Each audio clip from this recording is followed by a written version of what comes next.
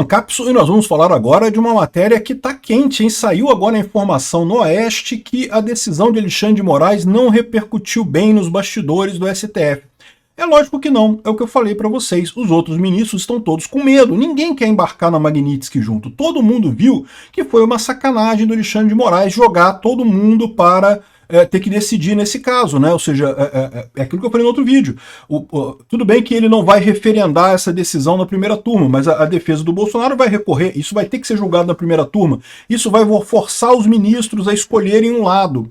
E por mais que o pessoal não queira sacanear o Alexandre de Moraes, chegou um momento que ficou insustentável esse negócio. O que os ministros queriam é que Alexandre de Moraes esperasse a coisa esfriar. E ele não fez isso. Então tem críticas ao Alexandre de Moraes lá no STF. O STF está rachado nessa questão da prisão do Bolsonaro. Eu já podia ter dito isso pelo fato do Alexandre de Moraes não ter referendado a decisão na primeira turma. Para pensar.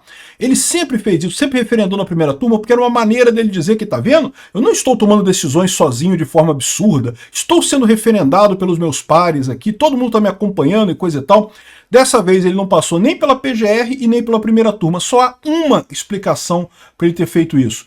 Para ele não ter feito isso, para ele não ter passado por essas pessoas. É porque ele sabia que essas pessoas não iriam querer referendar ele dessa vez. Aí ele ficou sozinho nessa, ele já fez a coisa sozinho, né? Inevitavelmente, porém, essas pessoas vão ser obrigadas a se posicionar em algum momento, e isso deixou todo mundo constrangido, né? Olha só, ministros do STF discordam da prisão de Bolsonaro. Obrigado aí ao pessoal que sugeriu notícias lá no nosso site, no visãolibertaria.com, e obrigado a você que está assistindo o nosso vídeo. Se você gosta do nosso conteúdo, por favor, deixe o seu like, se inscreva aqui no canal, né? Então tá aqui, ó, ministros do STF discordam da prisão de Bolsonaro. Então a gente já sabia, por inferência disso, como eu falei, o fato do Alexandre de Moraes não ter passado isso pela primeira turma nem pela PGR, significa que ele sabia que ele não teria apoio. Se ele tivesse apoio nessa primeira turma, ele teria passado, porque isso melhoraria a posição política dele nessa decisão, né? Aí, ó. Aqui agora, porém, a gente tem a apuração feita pelo pessoal do Oeste que vários ministros do STF não gostaram do que aconteceu. A Oeste apurou que ministros discordaram do ato. Não fala quantos ministros discordaram do ato, nem que ministros seriam esses, mas em caráter reservado, o integrante da corte classificou a decisão como precipitada. Outro membro do tribunal disse que seria o mais sensato esperar o desfecho do julgamento da ação penal que trata da suposta tentativa de golpe de Estado.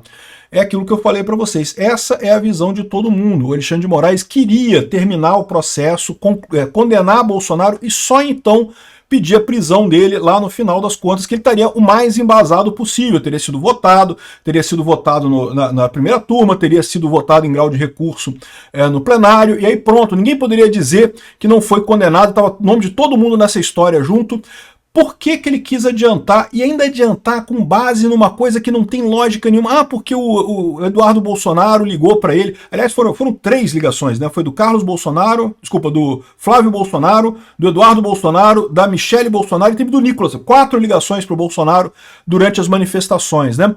Por que ele queria fazer esse tipo de coisa, né? Por que ele quis usar isso? Porque não tem lógica nenhuma, né? Pô, eu falei que ele não podia fazer material pré-fabricado para fazer no Twitter e não sei o que lá. E desde quando isso é crime? Desde quando isso atrapalha a investigação? Isso não obstrui a investigação.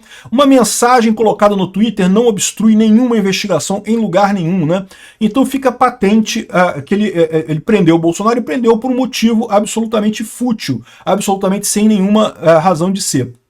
É que isso mostra que ele só fez isso por um motivo. Ele não tinha outra alternativa, né? Ele viu que não ia chegar no final do processo. No momento que já tinha rachado o STF, e o pessoal já viu que rachou o STF, ele não vai conseguir chegar no final do processo, porque ou na primeira turma ele não conseguiria condenar Bolsonaro, ou quando fosse para plenário ele não conseguiria condenar em grau de recurso, e aí, meu amigo, seria o pior possível para ele ia acabar com a mão abanando, depois desse esforço todo, dessa atividade criativa toda de inventar aquele relatório da PF, ele ia acabar de mãos abanando sem poder ter feito nada com o Bolsonaro. Por isso que ele quis prender o Bolsonaro agora, porque ele sabe que não vai ter alternativa aqui.